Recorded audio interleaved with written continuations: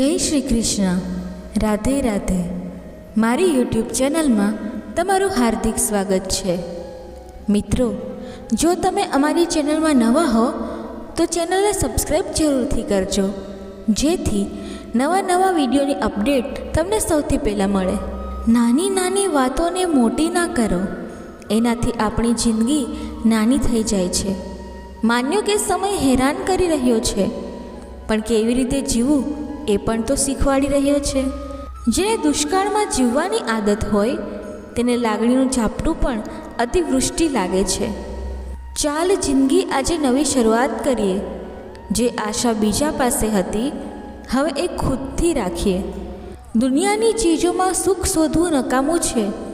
ખુશીનો ખજાનો તો તમારી અંદર જ છે.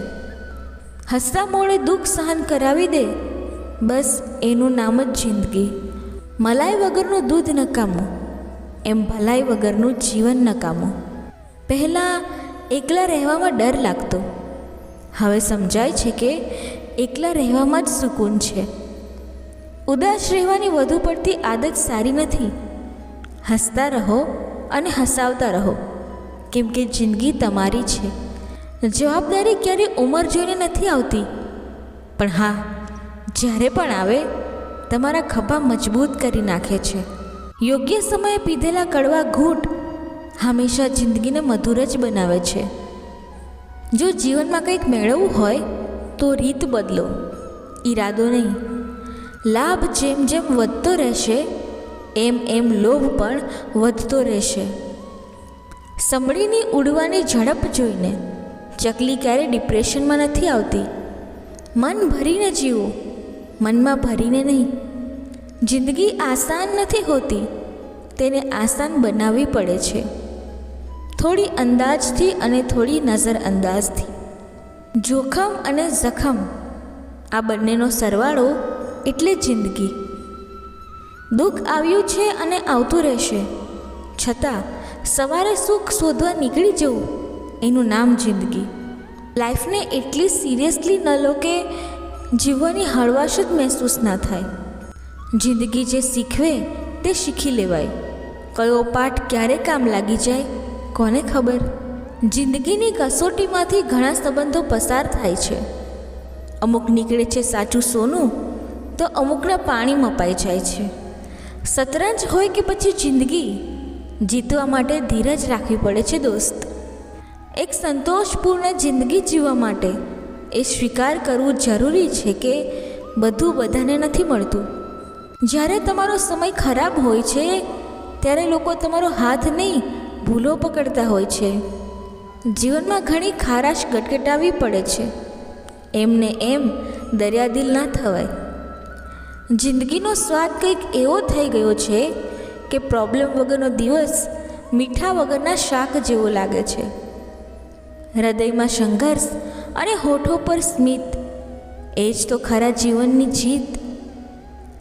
અનુભવ થાય તો જ ખબર પડે, બાકી લોકોની સલાહ પણ મનમાં ખટકે છે. જે થાય એ સારા માટે જ થાય છે. બસ આના સહારે જ આખી જિંદગી નીકળી જાય છે. જિંદગી ત્યારે સારી લાગે છે જ્યારે જીવનમાં આપણે ખુશ હોઈએ. હજી પણ પાતળા કપડાથી સૂરજને એ હંફાવે છે.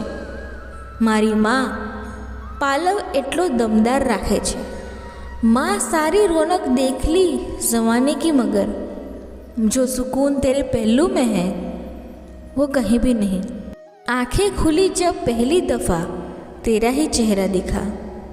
जिंदगी का हर लम्हा जीना तुझसे ही सीखा माँ.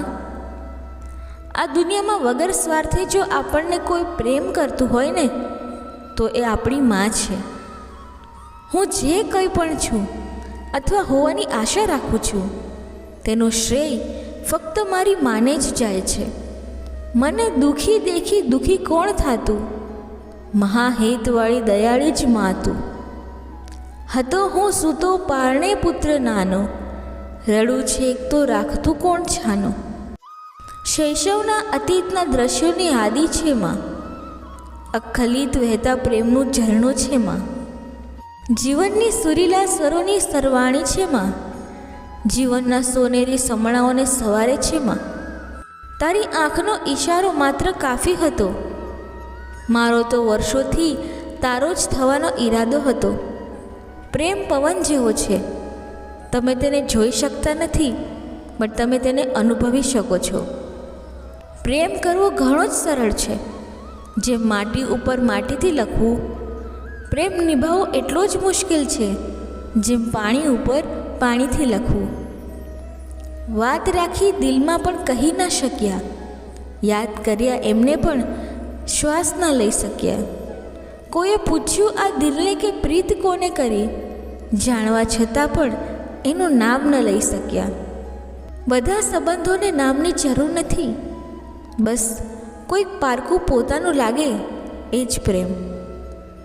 સાચો પ્રેમ એ આત્માને જાગૃત કરે છે, હૃદયની અગ્નિને રોકે છે અને મનને શાંતિ આપે છે.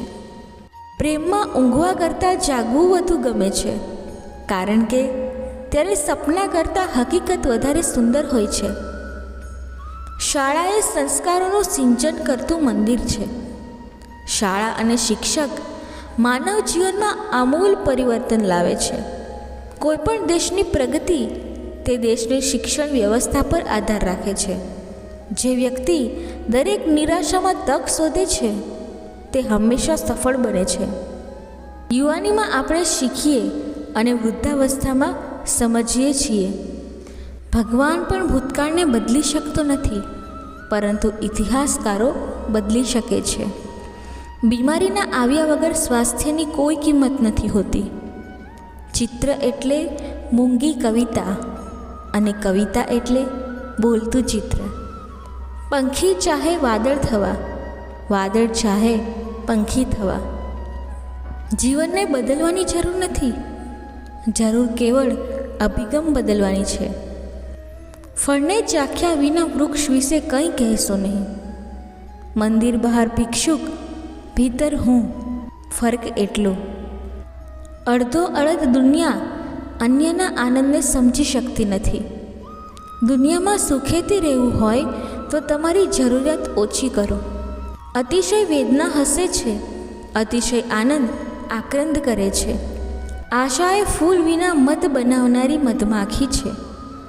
હજારો નિરાશામાં અમર આશા છુપાઈ છે. આશાની છીપલીમાં જ સિદ્ધિના મોતી નીપજે છે. આશા નાસ્તાના રૂપમાં સારી છે, ભોજનના રૂપમાં ખરાબ. નિરાશા નિર્બળતાનું ચિહ્ન છે. ઈચ્છાઓ આકાશના જેવી અનંત છે. માનવીની ઈચ્છા જ એની અપૂર્ણતા પ્રગટ કરે છે. વારંવાર પ્રયત્ન કરવાથી અસંભવ પણ સંભવ બની જાય છે. જેણે વધારે પરસેવો પાડ્યો છે એને લોહી ઓછું બાળવું પડશે. હું તો પ્રયત્નને જ પરમ સાફલ્ય માનું છું. આજે જે પુરુષાર્થ છે તે જ કાલનું ભાગ્ય છે. લક્ષણોથી કિંમત અંકાય તે સતયુગ, લક્ષ્મીથી કિંમત અંકાય તે કલયુગ. બધી જ મહાન ભૂલોના પાયામાં અહંકાર હોય છે. સફળતાની વાતો કરવા કરતાં કામ કરીને નિષ્ફળ જવું સારું. દરેક કામમાં જોખમ હોય છે, પરંતુ કશું નહીં કરવામાં મોટું જોખમ હોય છે. મોટામાં મોટી કળા એટલે જીવન જીવવાની કળા. પ્રકૃતિ ઈશ્વરનું પ્રગટ રૂપ છે અને કલા મનુષ્યનું. જીવિત વ્યક્તિઓની અનેક ભાષા હોય છે, મરેલાની એક નાનકડો દોષ પણ સમગ્ર ગુણોનો નાશ કરી શકે છે. શબ્દોમાં શક્તિ તથા મનમાં ભક્તિ જોઈએ. રૂપાળી ચામડી કરતાં સ્વચ્છ મન અનેક ગણું તેજસ્વી છે. આળસુ મન શૈતાનનું ઘર છે. સુંદર શરીરમાં મેલું મન જાણે કે સોનાની થાળીમાં લોઢાની મેઘ. મનનું માન્યું તો મર્યા, મનને માર્યું તો જીત્યા. આજે દુર્લભમાં દુર્લભ ચીજ માણસ છે. નો અર્થ દુનિયાની બધી જ ભાષાઓમાં માં જ થાય છે. આપણો સ્વર્ગ આપણી માતાના ચરણોની નીચે જ છે. માતા કદી મરતી નથી અને બાળક કદી મોટો થતો નથી. એવું સત્ય બોલવું કે જે હિત, મિત અને ગાલ હોય. સત્યને જાણ્યા પછી તેને અમલમાં મૂકીએ તો જ જાણ્યો સાર્થક ગણાય. સત્ય સૂચક જ નહીં, પ્રેરક પણ હોવું જોઈએ. ક્ષણભરની સફળતા વર્ષોની અસફળતાની કમીને પૂરી કરી દે છે. જ્યાં અલ્પ મુશ્કેલી ત્યાં અલ્પ સિદ્ધિ. આપણે સમયને વેડફીએ પછી સમય આપણને વેડફે છે. સમય અને સમુદ્રની ભરતી કોઈની વાટ જોતા નથી. બીજાનું સુખ જોઈને દુઃખી થનારો ક્યારેય સુખી નથી થતો. સુખ મેળવવાની તમન્ના જ પહાડ જેવા દુઃખો ઊભા કરે છે. વ્યક્તિની ધીરજ જ તેને મુશ્કેલીમાંથી ઉગારે છે. જે વ્યક્તિ ધીરજ રાખી શકે છે તે ઈચ્છે તે મેળવી શકે છે. મહાન વ્યક્તિઓ વિપત્તિ આવે ત્યારે ધૈર્ય રાખે છે. ધીરજ આપણામાં રહેલી નિર્બળતામાં સહાયક છે. સદ્ગુણોનું મૂળ નમ્રતા છે. નમે તે સૌને ગમે. જે તારી સામે ઝૂકી જાય તેની સામે તું પણ ઝૂકી જા. મારી નમ્રતા મને હંમેશા નુકસાનકારક જ નીવડી છે. તમામ ધર્મોનું સાધારણ તત્વ નમ્રતા અને વિનય છે. પોતાની શક્તિની સભાનતા આપણને નમ્રતા આપે છે. નમ્રતા સમસ્ત ગુણોની આધારશિલા છે. મહાપુરુષો જે ઉપકાર કરે છે તેનો બદલો નથી માંગતા. ઉપકાર ભૂલે તે મૂર્ખ અને ઉપકારને કહી બતાવે તે મહામૂર્ખ. પરોપકારનું પ્રત્યેક કાર્ય સ્વર્ગની તરફ જવાનું એક આગ સોપાન છે. તલવાર મારે એકવાર, ઉપકાર મારે વારંવાર. જે આપ્યું તે બચશે અને જે બચાવ્યું તે રહી જશે. પરોપકાર પુણ્ય અને પરપીડા પાપ છે.